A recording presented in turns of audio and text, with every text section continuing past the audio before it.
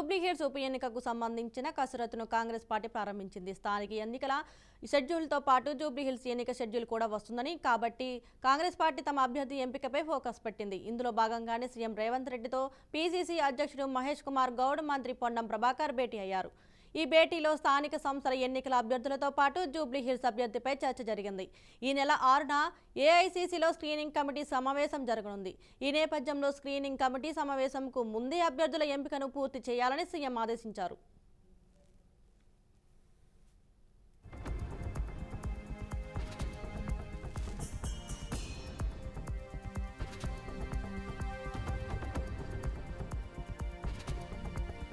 జూబ్లీహిల్స్ ఉప ఎన్నికకు సంబంధించి మంత్రులు పొన్నం ప్రభాకర్, వివేక్, తుమ్మల నాగేశ్వరరావు జిల్లా ఇన్ఛార్జీలుగా ఉన్నారు. టికెట్ ఆశిస్తున్న అభ్యర్థుల జాబితాను సిద్ధం చేయాలని జిల్లా ఇన్ఛార్జీలకు సీఎం రేవంత్ రెడ్డి ఆదేశించారు. అలానే గెలుపు కోసం అనుసరించే ప్రణాళికను కూడా సిద్ధం చేయాలని సూచించారు. ఇక్కడ బీసీ అభ్యర్థిని రంగంలోకి దించుతారా లేదా ఓసీకి అవకాశం ఇస్తారా అన్నది ఇంకా క్లారిటీ లేదు. బీసీ కోటాలో అంజన్ కుమార్ యాదవ్, నవీన్ యాదవ్, బొంతు రామ్మోహన్ రేసులో ఉన్నారు. రెడ్డి కోటాలో సిఎస్ రెడ్డి, రంజిత్ రెడ్డిలు ఉన్నారు.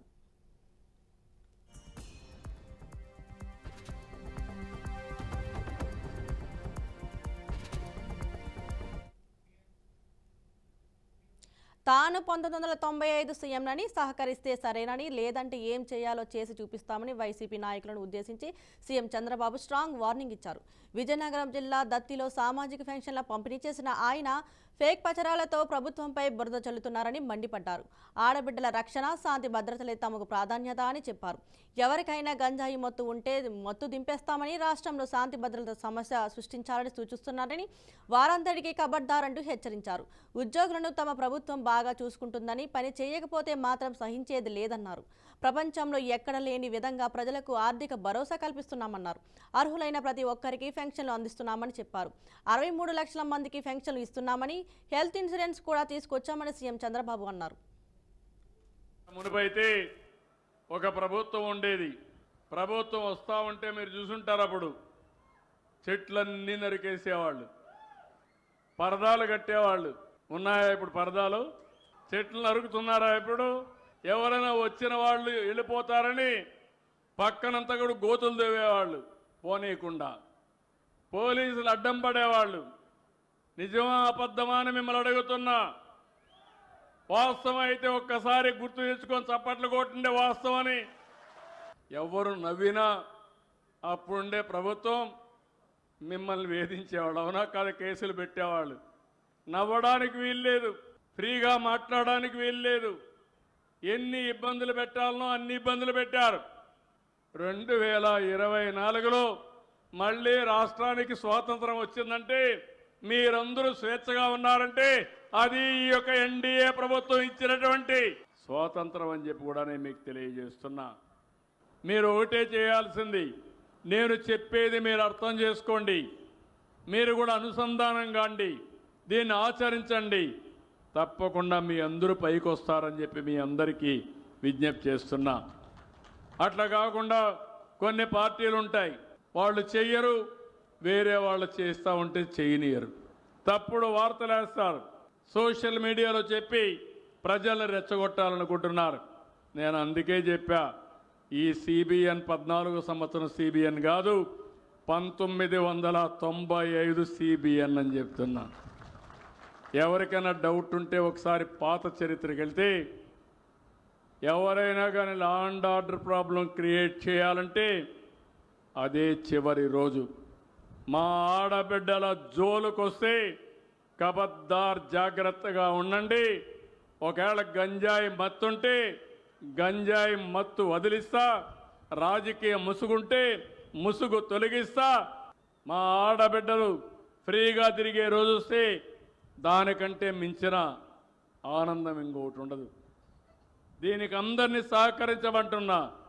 సహకరిస్తే సహకారం తీసుకుంటా, అడ్డం వస్తే ఏం చేయాలో చేసి చూపిస్తా. తమాషా కాదు. అందుకే మిమ్మల్ని కూడా కోరుతున్నా. ఈరోజు నేను చూసినప్పుడు అనిపిస్తుంది, నేను వచ్చినప్పటి నుంచి చూస్తున్న 2 గంటల 17 నిమిషాలు అయింది, అయినా ఒక్కరు కదలలేదంటే దీన్ని చూసిన తర్వాత నా మీద ఈ ప్రభుత్వం పైన మీకు విశ్వాసం ఉంది. ఈ విశ్వాసాన్ని కొనసాగించండి.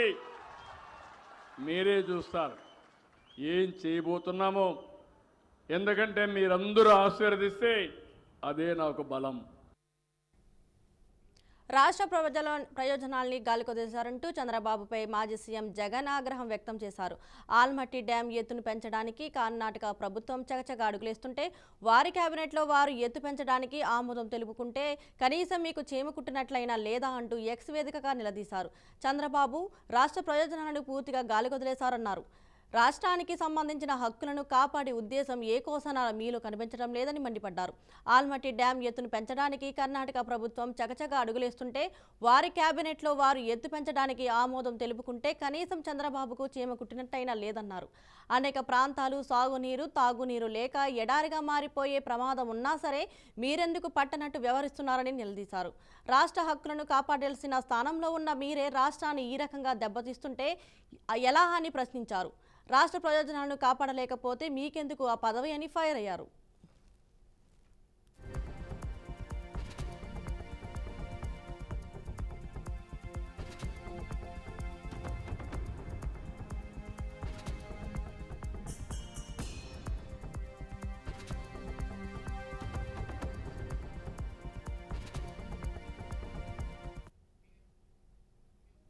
ఏపీకి సీఎంగా చంద్రబాబు ఉండడం ప్రజల అదృష్టమని హోంమంత్రి అనిత అన్నారు. పేదల కోసమే బాబు అనేలా పాలన ఉందన్నారు. దేశంలో పెన్షన్ విధానంలో ఏపీ టాప్లో ఉందన్నారు. కరెక్ట్ 22 ఏళ్ల క్రితం ఇదే రోజు తిరుపతి అలిపిరిలో జరిగిన బ్లాస్ట్లో ఆయనను బ్రతికించి పేదల సేవ కోసం వెంకటేశ్వరుడు పంపిన వ్యక్తి అని చంద్రబాబు అని ఎమోషనల్ అయ్యారు. బాబు అంటే ఒక టీచర్, ఒక ఆర్థికవేత్త, పొలిటికల్ సభలో లీడర్గా కనిపిస్తున్నారన్నారు. ఒక మాట అంటారు, పేదల సేవలో నా ఈ జీవితం పేదల సేవలో తరించాలని నేను కోరుకుంటున్నాను. కాబట్టి ఏదైతే పెన్షన్ విధానాన్ని చేపట్టానో ఆ పెన్షన్ విధానాన్ని దేశంలోనే మన రాష్ట్రమే అత్యధికంగా పెన్షన్ ఇస్తుందని చెప్పడానికి, అదేవిధంగా పేదలకి నేనున్నానని చెప్పి ఈరోజు భరోసా కల్పించడానికి ప్రతి నెల కూడా 1వ తారీఖు అయ్యేసరికి ఏదో ఒక నియోజకవర్గంలోకి వచ్చి పేదల మధ్యన అతను గడిపి పేదల తాలూకా కష్ట సుఖాలు తెలుసుకొని తద్వారా తన ప్రణాళికను సిద్ధం చేసుకునే వ్యక్తి.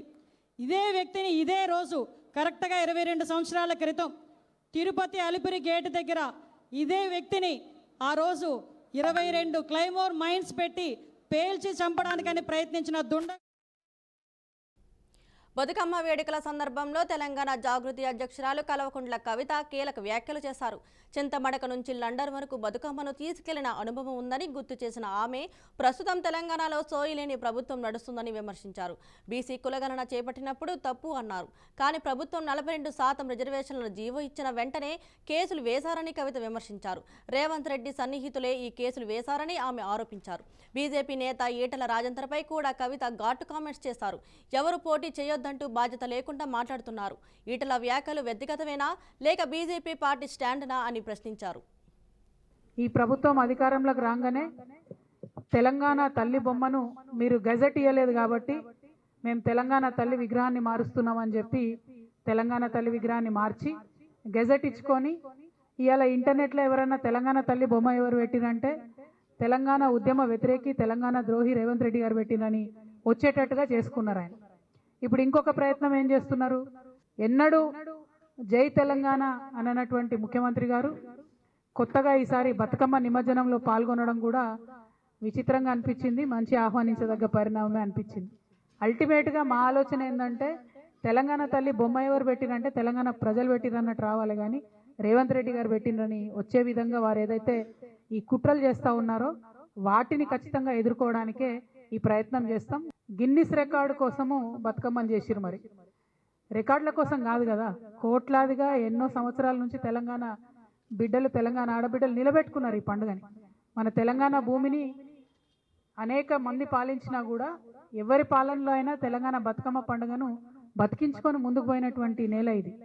ఎప్పుడు మేము రికార్డులు అనుకోలే, ఎందుకంటే ఇప్పుడు కాదు, ఉమ్మడి ఆంధ్రప్రదేశ్లోనే 1 కోటి బతుకమ్మల జాతర అని చేసి బొడ్డెమ్మ నుంచి మొదలు పెడితే బతుకమ్మ వరకు 28 రోజులు 1 కోటి బతుకమ్మలు తెలంగాణ అంతా చేసినాం. కానీ గిన్నిస్ రికార్డ్ కోసం చేయలే, తెలంగాణ రాష్ట్రం రావాలని చేసినాం. ఇప్పుడు కూడా ప్రభుత్వం ఆ పంతాలో ఆలోచించుంటే బాగుండేది. బతుకమ్మకు బతుకమ్మ చీరలు ఇచ్చుంటే బాగుండేది, మహిళలకు ఏదైనా లాభం జరిగేటటువంటి పని చేసి ఉంటే బాగుండేది. కానీ రికార్డు రావాలి, ఆ రికార్డులు ఎవరు చేసిండ్రు బతుకమ్మ అంటే గిన్నిస్ రికార్డుల రేవంత్ రెడ్డి గారు ప్రభుత్వం చేసిందని రావాలనే ఒక విచిత్రమైన వింత పోకడతోని ఈ రాష్ట్రంలో పరిపాలన జరగడం చాలా దురదృష్టకరం. మొదటి నుండి తెలంగాణ సంస్కృతిని నిలబెట్టుకోవాలని పోరాటం చేసిన సంస్థ, ఆరాటపడ్డ సంస్థ తెలంగాణ జాగృతి. కాబట్టి మరి ఏదైతే కేవలం 10,000 మందితో బతుకమ్మ రికార్డు చేసి ఒక రకంగా తెలంగాణ మహిళలను అవమానించారని మేము భావిస్తూ ఉన్నాం. కాబట్టి వచ్చే సంవత్సరం తెలంగాణ జాగృతి ఆధ్వర్యంలో 1,00,000 మంది మహిళలతోని మేము బతుకమ్మ సంబరాలు చేసి గిన్నిస్ రికార్డు ఎక్కించి ఖచ్చితంగా బతుకమ్మ పండుగ అంటే తెలంగాణ ఆడబిడ్డల పండుగ అనేటటువంటి విషయాన్ని నిరూపిస్తాం. రిజర్వేషన్ల కోసం తెలంగాణ జాగృతి అగ్రభాగాన నిలబడి పోరాటం చేస్తున్న విషయం మీ అందరికీ తెలుసు. బీసీ కుల గణన జరిగినప్పుడే మేము చెప్పినాం, ఈ లెక్క తప్పుల తడక, మీ లెక్క కరెక్ట్ అయితే గ్రామ పంచాయతీల వారీగా డీటెయిల్స్ పెట్టమని ఆనాడే చెప్పినాం. ఆనాడు ఇంకో మాట కూడా చెప్పినాం, మీరు డీటెయిల్స్ పెట్టండి, దాంతోపాటు భూసాని కమిషన్ రిపోర్ట్ను అసెంబ్లీలో పెట్టండి, అసెంబ్లీలో డీటెయిల్స్ ఇవ్వండి, ఒక శాంక్టిటీ ఇవ్వండి మీరు చేసినటువంటి ఈ జనగణనకు, లేకపోతే కోర్టులో ఇబ్బందులు అవుతాయని ఆనాడే చెప్పినాం. అయినా ప్రభుత్వం వినలేదు. 42% కాంగ్రెస్ గవర్నమెంట్ జీవో ఇచ్చింది. ఇచ్చిన తెల్లారే ఇస్తుందనే వార్త రాగానే మళ్ళా కాంగ్రెస్ పార్టీ నాయకులే కేసు వేయించారు. అది నేను కాదు, ఇంటర్నెట్ అంతా కోడై కూస్తున్నది. అనేక రకమైన సాక్ష్యాధారాలతో అనేక మంది కేసు వేసిన వ్యక్తులు రేవంత్ రెడ్డి గారి దగ్గర మనుషులని కూడా చెప్తున్నటువంటి సందర్భం కనబడుతున్నది. బీజేపీ పార్టీ ఏమో ఏదైతే పరిష్కారం చేయాలో, ఏదైతే గవర్నర్ దగ్గర బిల్లు పాస్ చేయాలనో, ఆర్డినెన్స్ పాస్ చేయాలనో, ఏదైతే రాష్ట్రపతి దగ్గర బిల్లు పాస్ చేయాలనో ఆ పని చేయకుండా ప్రజాస్వామ్యాన్ని అపహాస్యం చేసేటట్టుగా నిన్న ఈటెల రాజేందర్ గారు కూర్చొని ఏం మాట్లాడతారు, మీరు ఎన్నికలకు పోకండి, డబ్బులు ఖర్చు పెట్టుకోకండి, ఎన్నికల రిజల్ట్స్ వస్తే కూడా మేము క్యాన్సిల్ చేపిస్తామని చెప్తాడు. ఈటెల రాజేందర్ బీజేపీ పార్టీ ఏమన్నా కోట అండి? జడ్జిల వీళ్ళేమన్నా అంటే వీళ్ళ ఉద్దేశం ఏంది? మంచి ఉద్దేశం అయితే కాదన్న విషయం ప్రజలకు అర్థమవుతుంది. ఇవాళ ఎన్నికలు జరిగితేనట వీళ్ళు పోయి కోట్ల క్యాన్సిల్ చేపిస్తారట. అసలు బిల్లు ఇవ్వాల్సిందే మీరు కదా, రిజర్వేషన్ ఇవ్వాల్సిందే మీరు కదా. ఎంత ద్రోహపూరితమైన మాటలు మాట్లాడుతున్నారు, ఎంత మోసపూరితమైన మాటలు మాట్లాడుతున్నారు.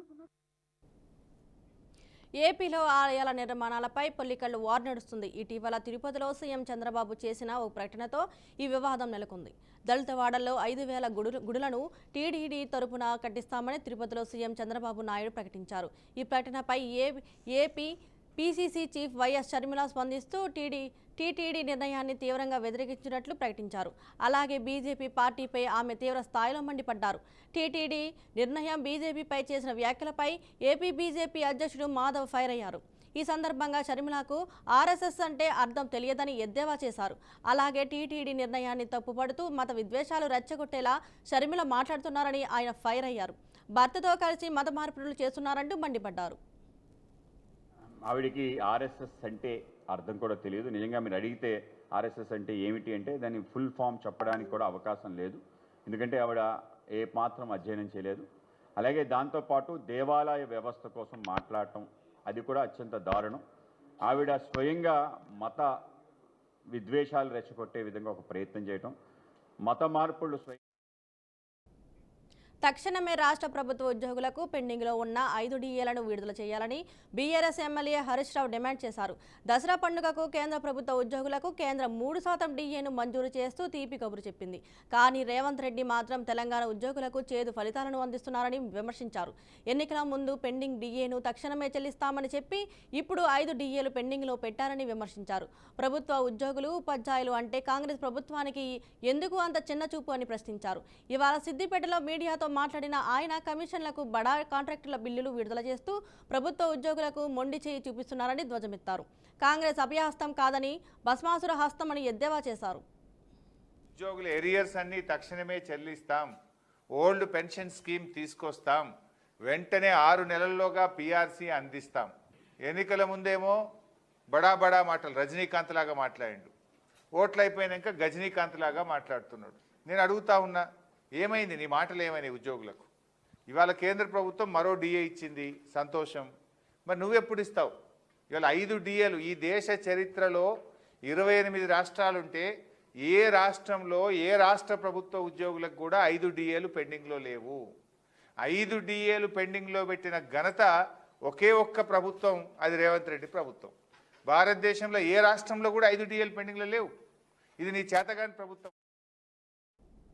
కూటమి ప్రభుత్వంలో అక్రమ కేసులతో తాను భయపడే ప్రసక్తే లేదని వైసీపీ ఎంపీ మిథున్ రెడ్డి అన్నారు. కష్టకాలంలో తనకు అండగా నిలిచిన వైసీపీ అధినేత వైఎస్ జగన్కు ధన్యవాదాలు తెలిపారు. అక్రమ కేసులు పెట్టి కూటమి సర్కార్ సాధించింది ఏంటి? పైశాచిక ఆనందం తప్ప మరేమీ లేదని మిథున్ రెడ్డి ఆరోపించారు. ప్రభుత్వం చేయాల్సిన పనులు పక్కన పెట్టి డైవర్షన్ చేస్తున్నారని ఆగ్రహం వ్యక్తం చేశారు మిథున్ రెడ్డి. నాయకులు కావాలని బురద కొట్టే పని కానీ దీనికి నేను సంజయ్ చేసినా కూడా అర్థమే లేదు. ముఖ్యంగా జైల్లో ఎటువంటి పరిస్థితుల్లో పెట్టారంటే ఒక టెర్రరిస్టో తీవ్రవాదిని జైల్లో పెట్టిన పరిస్థితి ఉండింది నాకు. నేను ఉన్నన్ని రోజులు కూడా ఒక పూర్తి బ్లాక్ లో వేరే ఒక మనిషితో మాట్లాడే పరిస్థితి ఉండదు. కేవలం ఎప్పుడైనా ములాఖాతులు, వారానికి వచ్చిన ములాఖాతులు, లేకపోతే ఇంటికి 3 ఫోన్ కాల్ చేసుకోవచ్చు. ఆ 3 ఫోన్ కాల్ తప్పితే ఇంకొక మనిషితో మాట్లాడే పరిస్థితి కూడా ఉండేది కాదు. మొత్తం సీసీ కెమెరా నిఘా, ఎవరు చూస్తా ఉన్నారో ఆ సీసీ కెమెరాల్లో తెలియదు. విజయవాడలో కూడా ఆ సీసీ కెమెరాలో చూడగలుగుతారని చెప్పేవాళ్ళు. అధికారులు కూడా నాతో మాట్లాడేదానికి భయపడేవాళ్ళు. అసలు ఎవరు కూడా దగ్గర. తెలంగాణలో శాంతి భద్రతలు కాపాడడం తమ మొదటి కర్తవ్యమని డీజీపీ శివధర్ రెడ్డి స్పష్టం చేశారు. స్థానిక సంస్థల ఎన్నికలు సజావుగా నిర్వహించడం తమ ముందు ఉన్న లక్ష్యమని తెలిపారు. మావోయిస్ట్ జనజీవన స్రవంతిలో కలవాలని, వారిపై ఎలాంటి వేధింపులు ఉండవని డీజీపీ వివరించారు.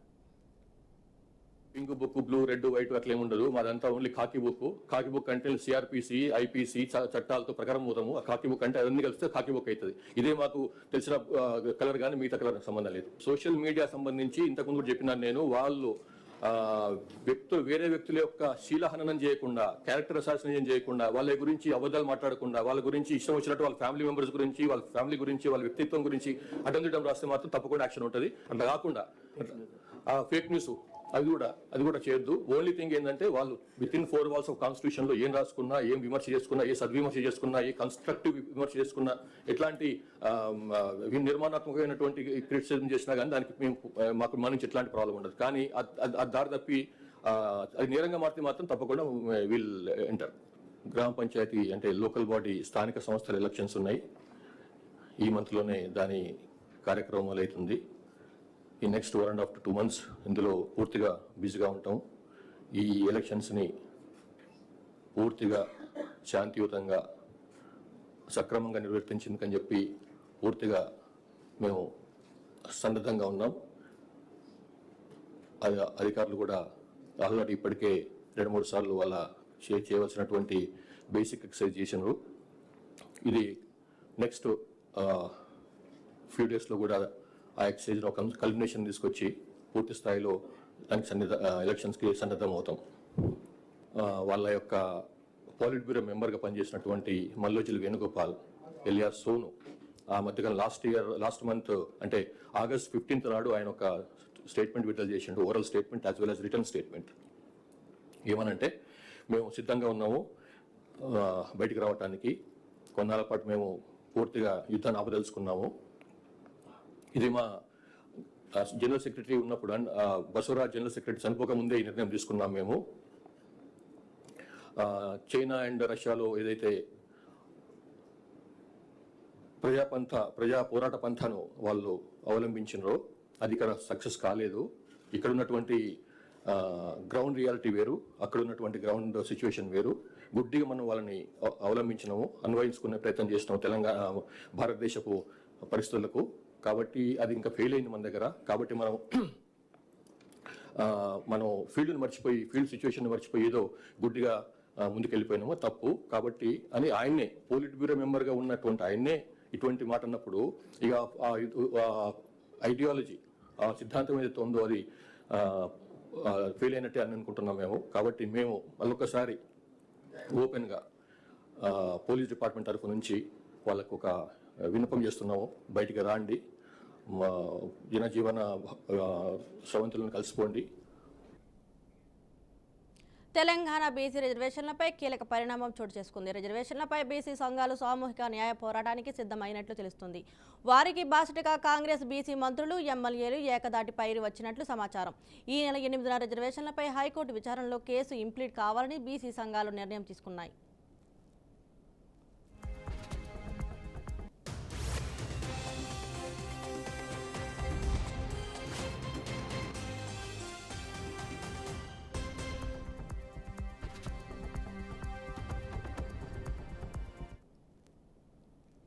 స్థానిక సంస్థల ఎన్నికల్లో అభ్యర్థుల ఎంపిక ప్రక్రియ మొదలైందని బీజేపీ రాష్ట్ర అధ్యక్షులు ఎన్ రామచంద్రరావు తెలిపారు.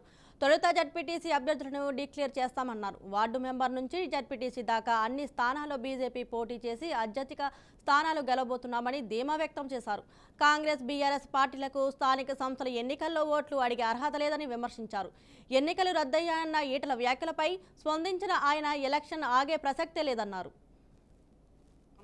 ఎందుకంటే సెంట్రల్ గవర్నమెంట్కు చాలా వరకు చాలా స్టేట్స్లో డిఫరెంట్ సోషల్ సిచ్యువేషన్స్ ఉంటాయి, సోషల్ కండిషన్స్ ఉంటాయి.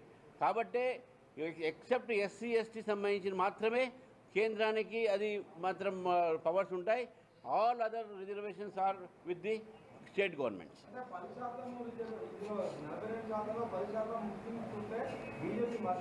ఇప్పుడు హైదరాబాద్ పోలీసులకు ఐబొమ్మ హెచ్చరికలు జారీ చేస్తూ ప్రకటన వెలువరించింది. ఐబొమ్మ వెబ్సైట్లోనే పోలీసులు లక్ష్యంగా ప్రకటన విడుదల చేశారు. వెబ్సైట్ బ్లాక్ చేస్తే మీ ఫోన్ నెంబర్లు బయట పెడతామంటూ బెదిరింపులు చేశారు. 5 కోట్ల మందికి పైగా యూజర్ల సమాచారం తమ దగ్గర ఉందని ప్రకటించారు. మీడియా, ఓటీటీ హీరోలకు షాకింగ్ రివీల్ అవుతుందని హెచ్చరించారు.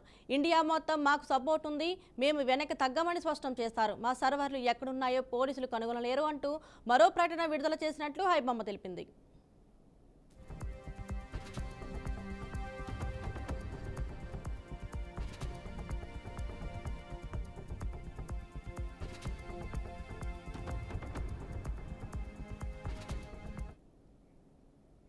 రాష్ట్రీయ స్వయం సేవక సంఘ్ అనేది కేవలం ఒక సంస్థ కాదని, వ్యక్తిత్వ వికాసం ద్వారా దేశ నిర్మాణానికి పాటుపడే ఒక మహోన్నత శక్తి అని ప్రధానమంత్రి మోదీ కొనియాడారు. నేను అనే అహాన్ని వీడి మనం అనే సామూహిక భావన వైపు నడిపించే స్ఫూర్తిదాయక ప్రయాణమే సంఘ్ అని ఆయన అభివర్ణించారు. ఢిల్లీలోని డాక్టర్ అంబేద్కర్ అంతర్జాతీయ కేంద్రంలో జరిగిన ఆర్ఎస్ఎస్ శతాబ్ది ఉత్సవాల్లో ప్రధాని మోదీ ముఖ్య అతిథిగా పాల్గొని ప్రసంగించారు. ఆర్ఎస్ఎస్కు ఎన్నో అనుబంధ సంస్థలు ఉన్నప్పటికీ వాటన్నింటి లక్ష్యం ఒకటేనని, అదే జాతికి ప్రధాన స్థానమని స్పష్టం చేశారు. ఏ రెండు అనుబంధ సంస్థల మధ్య వైరుధ్యాలు ఉండవని ప్రధాని మోదీ పేర్కొన్నారు. कि हमें संघ के शताब्दी वर्ष जैसा महान अवसर देखने को मिल रहा है. मैं आज इस अवसर पर राष्ट्र सेवा के संकल्प को समर्पित कोटि स्वयंसेवकों को शुभकामनाएं देता हूं, अभिनंदन करता हूं. मैं संघ के संस्थापक हम सभी के आदर्श परम पूज्य डॉक्टर हेडगेवार जी के चरणों में श्रद्धांजलि अर्पित करता हूं. साथियों, संघ की 100 वर्ष की इस गौरवमयी यात्रा की स्मृति में आज भारत सरकार ने विशेष डाक टिकट और स्मृति सिक्के जारी किए हैं.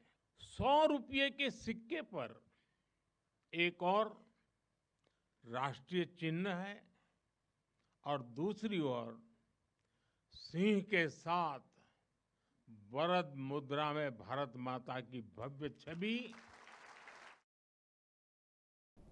దసరా, దీపావళి పండుగల వేళ ప్రభుత్వ ఉద్యోగులకు కేంద్ర సర్కార్ శుభవార్త తెలిపినట్లు తెలుస్తుంది. కేంద్ర ప్రభుత్వం ఉద్యోగులు పెన్షన్లకు డిఆర్ఎస్ అలవర్నెస్ సవరణ చేయనున్నట్లు తెలిపింది. ఈ మేరకు ఈ ప్రతిపాదనను ఇవాళ జరుగుతున్న కేంద్ర కేబినెట్లో పరిశీలించనున్నట్లు విశ్వసనీయ వర్గాలు తెలిపినట్లు జాతీయ మీడియా పేర్కొంది. 3% డిఏ పెంపునకు ప్రభుత్వం యోచించినట్లు సమాచారం. సవరించిన డిఏ ఆమోదం పొందితే జూలై 1 నుంచి అమల్లోకి రానుంది. దీంతో దాదాపు 1 కోటి మంది కేంద్ర ప్రభుత్వ ఉద్యోగులు పెన్షన్లకు ఉపశమనం లభించనుంది. దీనితో కేంద్రీయ విశ్వవిద్యాలయాల పెంపుపై కూడా కేబినెట్ కీలక నిర్ణయాలు తీసుకుంది. को पेंशनर्स को बधाई. आज से 1/7/2025 से डीए और डीआरएस रिलीफ 58% हो जाएगा, यानी 3% बढ़ा. बहुत ही बड़ी अच्छी बढ़ोतरी है ये. और करीब 49 लाख एम्प्लॉयज़ और 69 लाख पेंशनर्स को इसका सीधा लाभ मिलेगा. देश भर में बहुत ही अच्छा इसका इम्पैक्ट रहेगा. साथ ही साथ जो जैसा होता है కేంద్ర సర్కార్ వడ్డీ రేట్లపై ఆర్బీఐ కీలక ప్రకటన చేసింది. వడ్డీ రేట్లను వరుసగా రెండోసారి 5.5 వద్దే ఉంచుతున్నట్లు గవర్నర్ సంజయ్ మల్హోత్రా వెల్లడించారు. ఆగస్టు నెలలో దేశ వార్షిక ద్రవ్యోల్బణం 2.07% పెరిగిందని, ఆహారం ధరలు పెరగడమే ఇందుకు కారణమని సంజయ్ మల్హోత్రా చెప్పారు.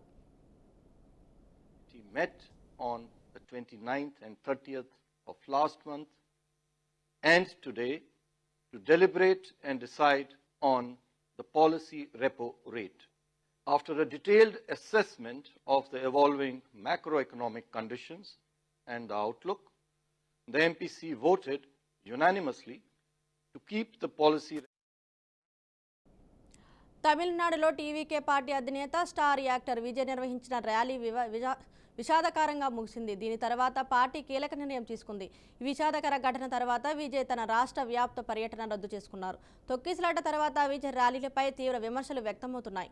ఇప్పుడున్న పరిస్థితిలో ర్యాలీని కొన్ని రోజుల వరకు రద్దు చేయాలని టీవీకే భావించినట్లు తెలుస్తుంది. కాగా కరూరులో జరిగిన తొక్కిసలాటలో 41 మంది మరణించారు, 10ల సంఖ్యలో గాయపడ్డారు. ఇది ఆ రాష్ట్రంలో రాజకీయంగా విమర్శలు ప్రతి విమర్శలకు కారణమైంది.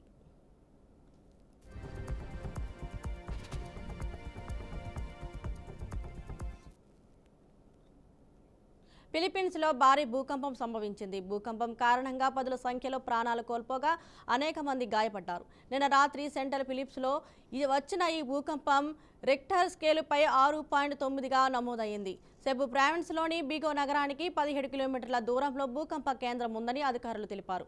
ఈ నగరంలోనే దాదాపు 66 మంది ప్రాణాలు కోల్పోయినట్లు తెలుస్తుంది. ఇక్కడ మృతుల సంఖ్య మరింత పెరిగే అవకాశం ఉందని అధికారులు భావిస్తున్నారు. భూకంపాలతో పలు ప్రాంతాల్లో కొండచర్యలు విరిగిపడడంతో కొంతమంది మరణించగా మరికొందరికి గాయాలైనట్లు తెలుస్తుంది. క్షతగాత్రులను అధికారులు ఆసుపత్రికి తరలించారు. రెస్క్యూ ఆపరేషన్ కొనసాగుతుంది. భూకంపం కారణంగా 147 మంది గాయపడ్డారని జాతీయ విపత్తు నిర్వహణ సంస్థ తెలిపింది.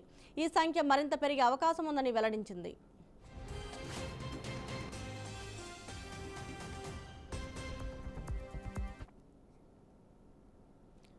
పాకిస్తాన్ ఆర్మీ భద్రతా బలగాలు అరాచకానికి పాల్పడుతున్నాయి. పాకిస్తాన్ ఆక్రమిత కాశ్మీర్లో జరుగుతున్న నిరసనల్ని అగ్గుపాదంతో అణిచివేసేందుకు ప్రయత్నిస్తున్నాయి. పాకిస్తాన్ ప్రభుత్వం అక్కడ ఆర్మీకి వ్యతిరేకంగా పీఓకేలోని ప్రజలు పెద్ద ఎత్తున ఉద్యమిస్తున్నారు. గత 3 రోజులుగా జరుగుతున్న ఆందోళనను పాక్ ప్రభుత్వం అణిచివేయాలని చూస్తుంది. ఈ నేపథ్యంలోనే పాక్ భద్రతా బలగాలు సాధారణ నిరసనకారులపై విచక్షణ రహితంగా కాల్పులు జరుపుతున్నారు. బుధవారం జరిగిన ఈ కాల్పుల్లో 8 మంది నిరసనకారులు మరణించారు, చాలా మంది గాయపడినట్లు తెలుస్తుంది. బుధవారం బాగ్ జిల్లాలోని దిర్కోట్లో 4 మరణించారని, ముసాఫాబాద్లో 2, మీన్పూర్లో 2 మరణించినట్లు తెలుస్తుంది. పాకిస్తాన్ ప్రభుత్వం అక్కడి నిరసనల్ని కవర్ చేసేందుకు మీడియాను అనుమతించడం లేదు. మంగళవారం ముషారాబాద్లో 2 మరణించారు. మొత్తం మృతుల సంఖ్య 10కి చేరింది. తమ ప్రాథమిక హక్కుల్ని హరిస్తున్నారని చెబుతూ జాయింట్ అవామీ యాక్షన్ కమిటీ నేతృత్వంలో గత 72 గంటలుగా పీఓకే వ్యాప్తంగా నిరసన తెలుపుతున్నారు.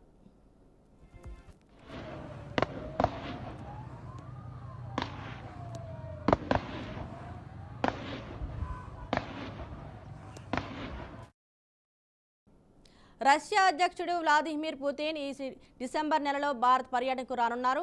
ప్రతి సంవత్సరం జరిగే శిఖరాగ్ర సమావేశంలో పాల్గొనేందుకు డిసెంబర్ 5, 6 తేదీల్లో ఆయన భారత్కు విచ్చేయనున్నారు. రష్యా నుంచి చమురు కొనుగోలు చేస్తున్న కారణంగా భారత్పై అమెరికా అధిక సుంకాలు విధిస్తున్న ప్రస్తుత పరిస్థితుల్లో పుతిన్ రాక ప్రాధాన్యత సంతరించుకుంది. భారత్లో పుతిన్ పర్యటన ఉంటుందని జాతీయ భద్రతా సలహాదారు అజిత్ దోవల్ ఈ ఆగస్టులో మాస్కో పర్యటన సందర్భంగా ప్రకటించారు. రష్యా విదేశాంగ మంత్రి సెర్గీ లావ్రోవ్ కూడా పర్యటన ఉంటుందని గత వారం ధృవీకరించినప్పటికీ తేదీలను వెల్లడించలేదు. డిసెంబర్ 5, 6 తేదీల్లో పర్యటన ఉంటుందని సంబంధిత వర్గాలు వెల్లడించాయి.